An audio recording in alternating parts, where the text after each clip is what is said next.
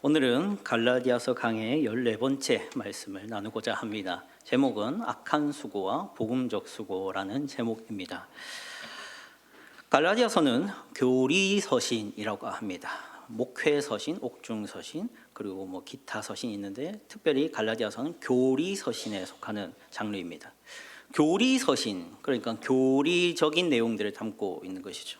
다르게 말해서 이 지식적인 내용들을 많이 담은 편지가 갈라디아에 있습니다. 근데 교리 서신이지만 이 갈라디아서의 목적은 단순히 교리를 말하기 위함만이 아닙니다.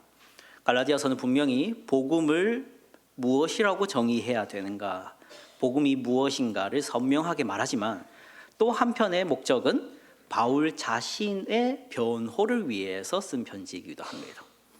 바울이 왜 자신을 변호해야 됐는지는 지금까지 여러 번 들어오셨을 겁니다. 갈라디아 교회 안에 거짓 교사들이 들어와서 바울의 권위를 훼손하고 바울의 사도적 권위를 이렇게 사람들 마음에서 떠나게 만드는 그러한 일들을 하고 있기 때문에 바울은 갈라디아서 편지를 써서 자신을 변호하는 일을 해야 했습니다.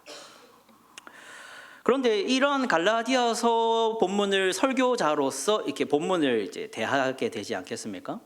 그러면은 교리적인 내용을 다룰 때는 마음이 편한데 바울이 자신을 변호하고 거짓 교사들을 이제 비판하는 그런 본문을 대할 때는 부담이 되는 게 사실입니다. 이게 왜 부담이 되는지를 말씀을 좀 나누고 싶습니다. 첫 번째는 이 거짓 교사에 대한 비판과 이 자기가 참 사도다라는 것을 이제 얘기를 하는 것이 가져다주는 이 결론적인 교훈은 결국 누가 좋은 사역자고 누가 안 좋은 사역자인가 하는 주제이기 마련입니다.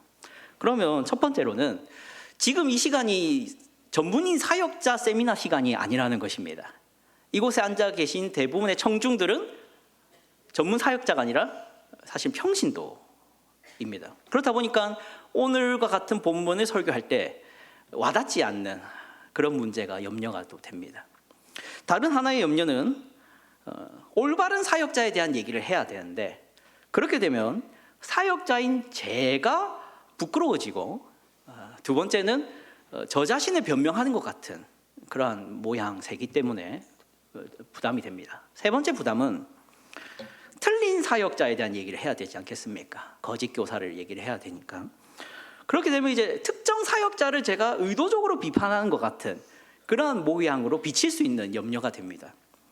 그래서 이런 문제를 어떻게 해결할까 고민을 해보면 이렇게 해결해 보려 합니다.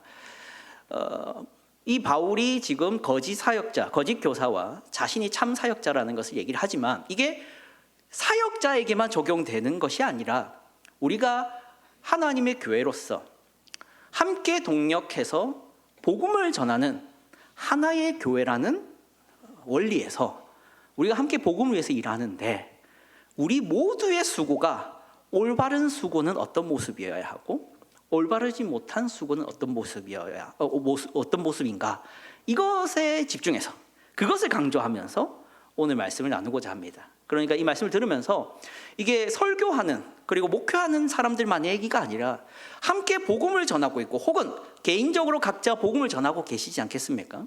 그때 무엇을 조심해야 되고 무엇을 권장해야 되는가 이것을 배우는 시간이 되었으면 좋겠습니다. 본문의 개요를 좀 설명을 드리도록 하겠습니다. PPT 보시면 좀 복잡합니다. 본문의 개요를 보시면 12절은 과거 바울의 이 갈라디아 교회를 향한 수고와 목적이 나옵니다. 그리고 12절부터 15절은 갈라디아 교인들과 사도 바울의 과거에는 어떤 관계였는지를 설명하는 본문이 나옵니다. 그리고 16절에 넘어가면 갈라디아 교인들과 사도 바울의 현재는 어떤 관계인가를 얘기를 합니다. 그리고 나서 17절, 18절에 보시면 거짓 교사들의 수고와 그 음흉한 목적이 무엇인지를 밝히는 본문이 나옵니다. 그리고 19절, 20절이 현재 사도 바울은 어떤 수고를 하고 있고 어떤 목적으로 하고 있는지를 말하고 있습니다. 그런데 이렇게 찬찬히 설교를 진행하면 복잡합니다. 그래서 간단하게 좀 정리를 해봤습니다. 순서를 바꿔서 설교를 이렇게 진행을 하고자 합니다. 12절부터 16절을 하나로 묶어서 갈라디아 교인들과 사도 바울의 과거에는 어떤 관계였고 현재에는 어떤 관계였는가를 첫 번째로 말씀을 드리겠습니다. 그리고 두 번째는 17절에 18절 말씀 가지고 거짓 교사들이 어떤 수고와 목적으로 했기에 이렇게 관계가 깨지게 되었는가를 말할 것입니다. 그리고 세 번째로 12절 앞절이죠. 그리고 19절부터 20절의 말씀을 두고 사도 바울이 과거에는 어떤 수고를 했고 지금은 어떤 수고를 하고 있는지 이렇게 설교를 진행하도록 하겠습니다. 그럼 첫 번째로 갈라디아 교인들과 사도 바울의 과거의 관계와 현재의 관계를 좀 나눠보고자 합니다. 12절 말씀부터 16절 말씀을 좀 보겠습니다. 먼저 12절 말씀입니다. 12절 말씀 보시면 뒤에 하반절에 너희가 내게 해롭게 하지 아니하였느니라 하면서 과거의 갈라디아 교인들의 자신에 대한 태도를 말하고 있습니다. 이 말씀은 갈라디아 교인들이 바울에게 해로운 일을 하지 않았던 사람들이었다라는 지적입니다. 이는 반대로 지금은 어떻게 한다는 것이겠습니까? 바울에게 해로운 일도 마다하지 않고 있는 상태가 되었다라는 의미도 됩니다. 13절 넘어가시면 이제 구체적으로 말하는데 과거의 바울이 함께 읽어보겠습니다. 시작.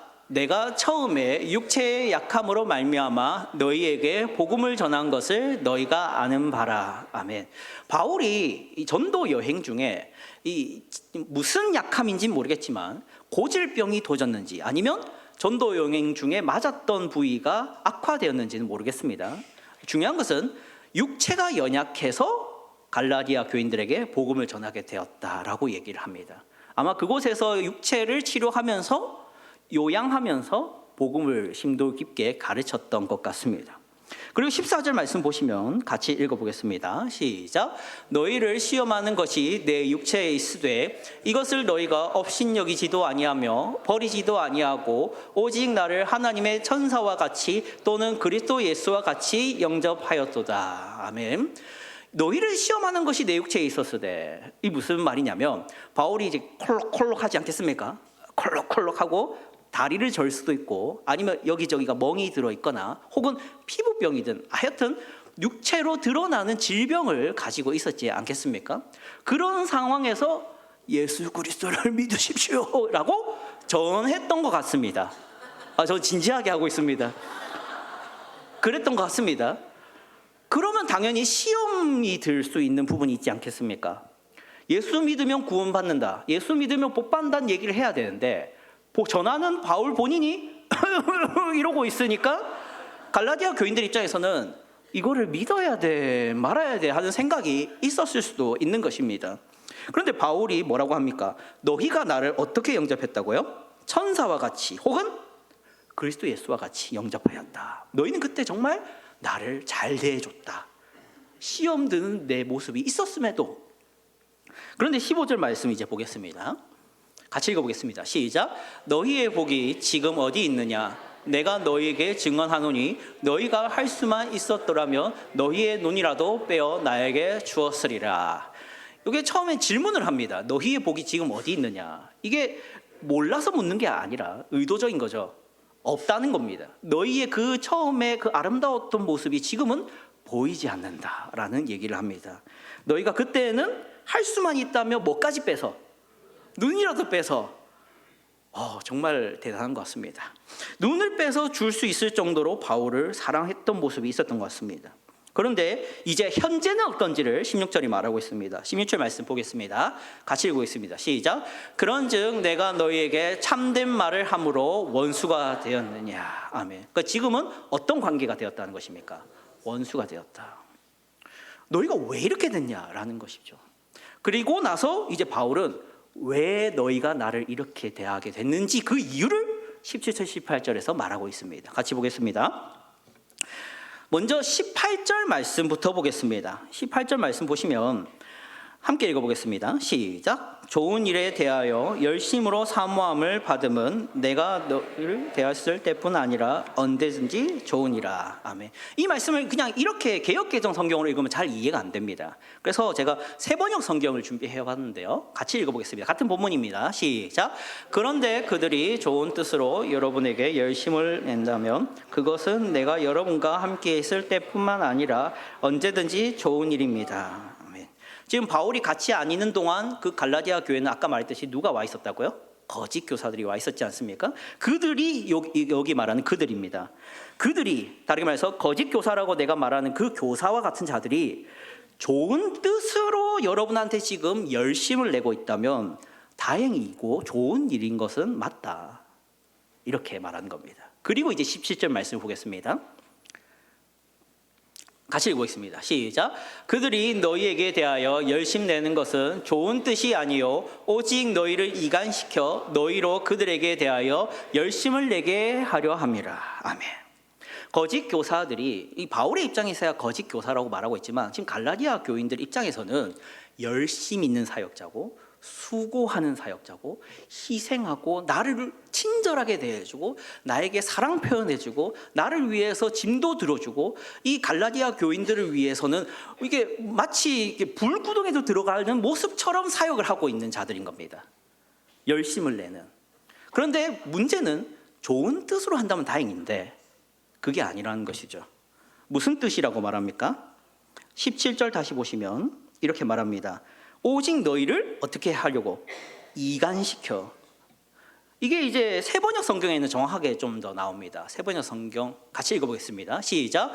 위에서 내가 말한 사람들이 여러분에게 열심을 내는 것은 좋은 뜻으로 하는 것이 아니라 여러분을 내게서 떼어놓아서 여러분으로 하여금 자기네들을 열심히 따르게 하려고 하는 것입니다. 아멘. 그러니까 거짓 교사들이 그들에겐 최선을 다해서 좋은 사역자로 좋은 목회자로 보이는 행동을 하는 목적이 바울과 그들 사이를 갈라놓고 그들이 이제 바울을 의지하는 게 아니라 자기를 의지하게 만들려고 그런 모습을 보이고 있는 것이다라고 비판합니다. 사랑하는 성도 여러분, 이러한 비판에서 모든 교회가 자유롭지는 않습니다. 특정 교회를 말할 수는 없지만요, 모든 사역자가 자유롭지도 않습니다. 물론 저 또한 자유롭지 않은 것 같습니다. 제 약한 모습을 잠깐 소개를 한다면 지금의 모습이 아니라 과거의 모습입니다. 제가 한창 어린 나이에 20살, 22살 이럴 때부터 혼자서 이제 신학서적 읽는 게 취미였습니다. 신학서적을 읽고 성경 해설서를 읽고 원어들을 읽고 이런 게 취미 생활 같이 했었습니다.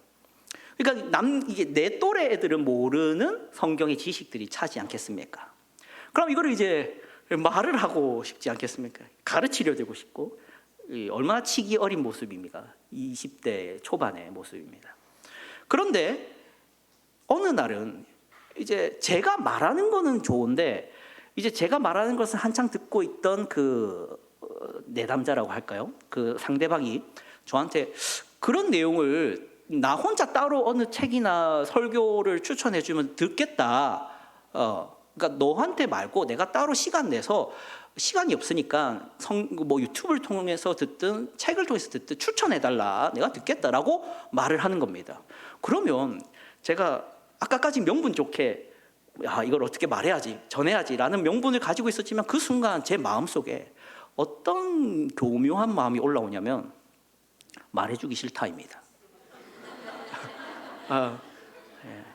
정말 제 자신에 대한 역겨움을 느꼈던 순간입니다.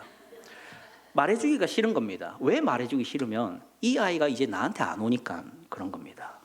이 사람이 이제 나한테 의지하지 않고 나에게서 듣고 내게서 배우려는 생각을 안 하게 될 거고 이제 그렇게 좋은 목사님들, 그렇게 좋은 설교자들을 찾았으니까 이제 거기에 권위를 두고 그것을 쫓아다니겠지. 이게 불편한 겁니다. 그래서 한 5초 고민을 하고 한 10초쯤 돼서야 이제 이런 분이 있고 이런 분이 있고 이런 분이 있고. 지금은 그렇진 않습니다. 지금은 그냥 목록을 적어놓고 누가 물어보면 이렇게 그냥 이거 보세요 이렇게 합니다. 그때는 그 심리가 내 안에 있다는 것이 너무 발견이 되는 순간 너무 역겨운 것이죠. 사람은 사역자만이 아닙니다. 사람은 누군가가 자신에게만 의지하고 자신에게만 의존하고 자신에게만 배우고 하자 할 때 월등함을 느낍니다. 우월감을 느낍니다. 그래서 누군가를 자신에게 종속시키고 싶어 하죠. 그렇기 때문에 사람들은 종종 어떤 그 잘못들을 저지르냐면 나 빼고 다른 사람 얘기는 들을 필요가 없어 하는 식으로 얘기를 합니다. 그 사람은 틀렸고 이 사람 틀렸고 이 사람 틀렸고 저 사람 틀렸고 저 설교자 틀렸고 저 목회자 틀렸고 저 신학자 틀렸고 내 얘기만 오라 이런 식으로 말하게 되는 습관을 보입니다. 그게 바로 거짓 교사들이 했던 것이죠. 이 거짓 교사들은 바울을 날마다 비판했습니다. 그 바울의 복음은 틀렸다, 그는 잘못했다라고 얘기를 했습니다. 바울을 봐봐라, 잘생기지도 않았고 연약하고 육체가 강건하지 않다, 그가 어떻게 복을 받은 거냐, 이런 식으로. 그러니 내 말만 들어라. 바울은 그것을 꿰뚫고 있기 때문에 너희에게 그렇게 열심을 내는 이유는 너희가 자기만을 의지하게 하려고 그렇게 하고 있는 것이다 라고 말을 하는 것이죠. 그래서 한국 교회는 다 그런 게 아닙니다. 오해하지 마십시오. 종종 특정 목회자에게 스타적인 열광을 하는 성도들도 있습니다. 그래서 그분 외에는 다른 설교나 내용을 듣지 않으려는, 그렇게 종속된 신앙생활을 하는 분들도 있습니다. 하지만 정말로 신앙생활이라는 게 특정한 사람에게 의존하는 것이 신앙생활이겠습니까? 그렇지 않습니다. 바로 이 거짓 교사들의 모습은 바로 그러한 부분을 비판하고 있는 것이죠. 제가 지금 사역자에 대한 얘기만 하고 있지만 이것을 좀 더 풀어서, 좀 더 넓혀서 우리 모두에게 적용될 만한 얘기를 하고자 합니다. 사랑하는 성도 여러분, 우리는 모두 이 교회에 나오는 새로운 새 영혼들을 복음으로, 그리고 하나님의 사랑으로 하나님을 믿는 자로 만들기 위해서 최선을 다해서 동력하고 있습니다. 설교자만이 아니라 목회자뿐만 아니라 모든 직분자들과 모든 각 역할을 맡으신 분들이 함께 한 영혼의 복음을 전파하기 위해서 일하고 있습니다. 자, 그런데 이러한 심리가 생길 수 있는 것이죠. 이 사람을 잘 가르쳐서 이 교회의 일꾼을 만들어야겠다. 이 사람을 잘 구슬린다는 말은 너무 하고요. 이 사람에게 잘 선대해서 우리 교회에 헌금 많이 내는 사람으로 정착시키겠다라는 생각으로 접근할 수도 있는 것입니다. 우리 교회 외에는 다른 교회를 보지 않게 만들겠다는 생각으로 말입니다. 결과적으로는 이 교회에 앉혀놓는 것은 좋습니다. 하지만 그 사람을 그리스도께로 인도하는 것은 아니게 될 수도 있습니다. 신앙생활의 목표는 결국에는 한 사람을 나에게 종속시키는 게 아니라, 내 말만 듣게 하는 게 아니라 우리 그리스도의 말을 듣게 하는 데까지입니다. 그러므로 이 거짓 교사들은 문제가 있는 것이죠. 저는 이러한 얘기가 흔하지는 않다고 생각합니다. 하지만 종종 듣게 되는 얘기가 있는데요. 제가 직접 들은 건 아닙니다. 우리나라가 아닙니다. 한인 사회의 한인 교회들이 있지 않습니까? 그 교회에서는 종종 이제 초교파적으로 목회자분들이 모인다고 합니다. 그랬을 때 많은 얘기를 하겠지만 그 중에 종종 충격적인 얘기를 듣게 되는 것은 우리 교회에 모 골프 선수가 왔다, 우리 교회에 모 테니스 선수가 왔다, 이런 것을 자랑을 하는 그러한 행동들을 한다 합니다. 근데 그 내면에는 결국 헌금을 많이 내는 사람이 왔고 일꾼이 왔다라는 개념이 들어가 있는 것이죠. 그래서 저도 대청부를 이제 담당하고 있지 않습니까? 이번에 신입생들을 받았습니다. 민준이라는 친구가 왔는데요, 반주자입니다. 일꾼이 온 것이죠. 그러면 제가 만약에 우리 민준이만 챙기고 다른 사람들을 챙기지 않거나, 혹은 민준이만 특별히 더 잘 대해주는 모습을 보인다면, 저는 지금 일꾼이 왔다는 개념에서 더 특별하게 해주고 있는 것입니다. 그게 바로 거짓 교사와 비슷한 그런 심리 상태라는 것이죠. 우리가 그래서는 안 된다라고 생각하는 것입니다. 그러면 이제 거짓 교사들의 그러한 행동 때문에 이제는 바울로부터 떠났고 그들은 이제 바울과 원수가 되었습니다. 그런데 이제 바울의 입장을 이제 듣도록 하겠습니다. 우리의 모범인 바울은 어떠했냐? 그게 이제 19절부터 20절 말씀, 12절과 19절, 20절 말씀이 나오는데, 먼저 12절 말씀부터 보겠습니다. 바울은 과거에 갈라디아 교인들에게 어떤 수고를 했는지 말하고 있습니다. 같이 읽어보겠습니다. 시작. 형제들아, 내가 너희와 같이 되었은즉 너희도 나와 같이 되기를 구하노라. 너희가 내게 해롭게 하지 아니하였느니라. 아멘. 여기 보시면 과거에 사도 바울이 갈라디아 교인들에게 복음을 전할 때 어떻게 수고했는지가 나옵니다. 그것이 뭐라고 되어 있냐면, 내가 어떻게 되었다고요? 너희와 같이 되었다. 이 말이 잘 추상적으로 들리실 수 있는데, 쉽게 말해서 바울은 유대인입니다. 그리고 바울은 율법에 정통한 사람이기도 했고 바리새파에 속한 제자였습니다.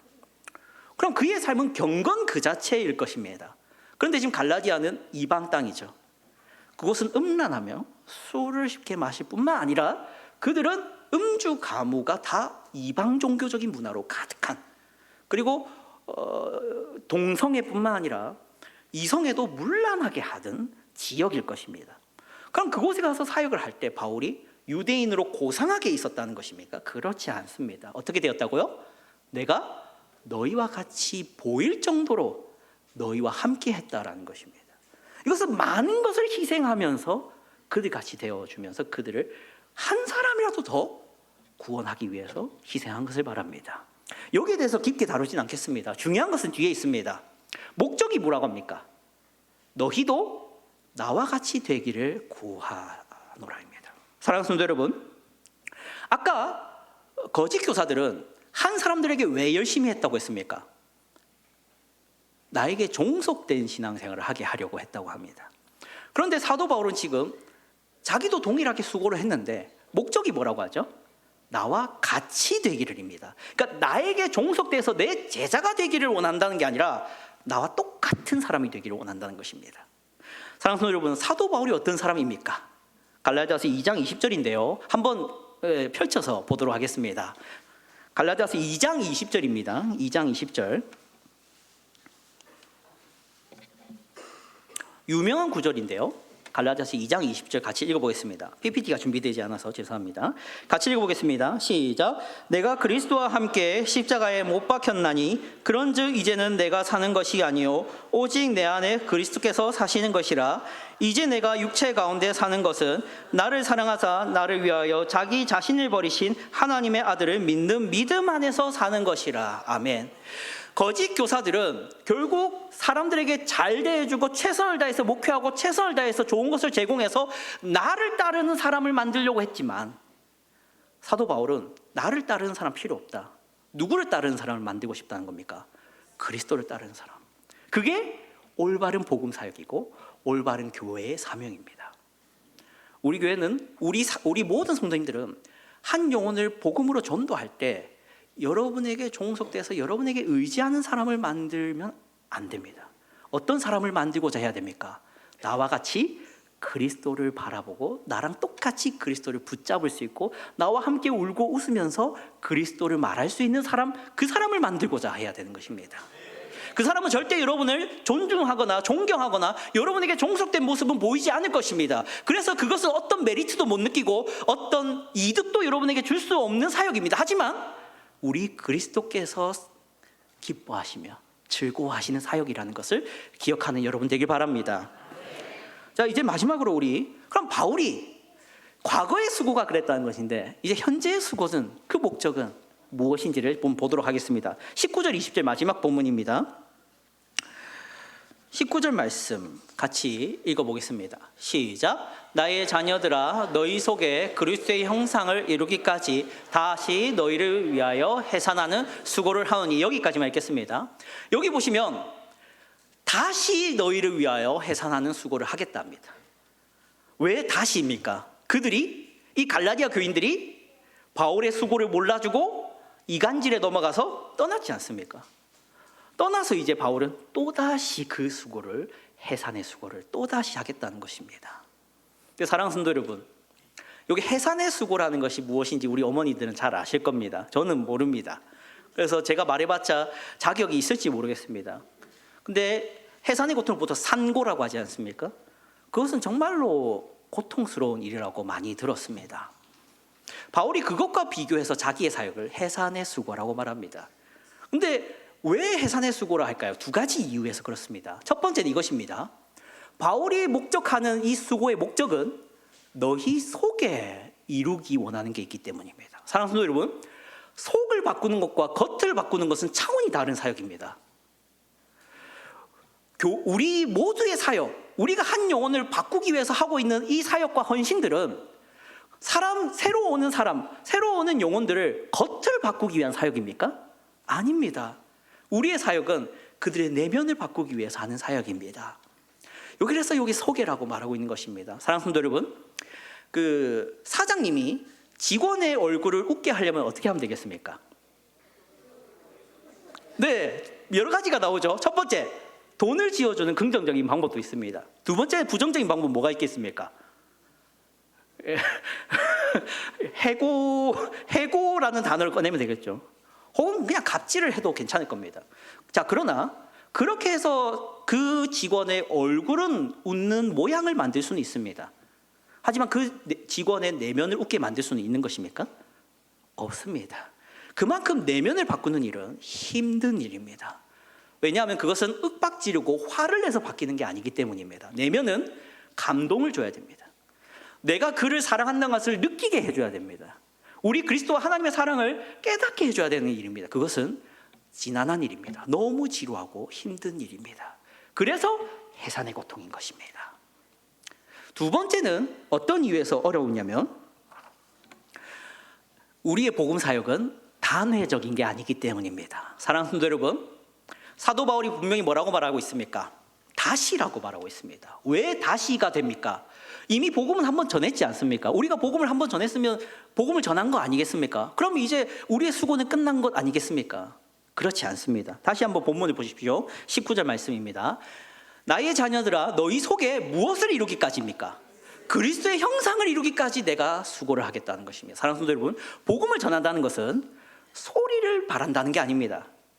그들의 귀에 어떤 음파가 들리도록 하는 게 복음 전도 사역이 아닙니다. 복음 전도 사역은 그 한 영혼이 복음을 믿는 데서 끝나는 게 아니라 그 내면 속에 그리스도의 형상이 이루어지기까지 목적하는 것이 복음 사역입니다. 그래서 우리는 복음을 띡 전하는 것을 끝나지 않고 그를 바라보고 그를 신경 쓰고 그를 책임지면서 그 사람이 정말로 거짓 복음에 넘어가진 않았는지, 그가 정말로 참 복음 속에서 기쁨과 즐거움을 느끼며 그리스도의 형상을 닮아가고 있는지를 끝없이 살피고 보살피는 사역입니다. 그래서 우리 교회가 앞으로 사역을 할 때, 또한 우리 성도님들과 모든 집훈자분들이 사역을 할 때 이 부분을 꼭 기억하셨으면 좋겠습니다. 그냥 복음을 전하고 이제 알아서 하겠지, 이런 식으로 할 게 아니라 이 험난한 세상, 유혹과 거짓 진리가 많은 이 세상 속에서 그 한 영혼이 참된 복음을 과연 정말로 이해하고 있는가?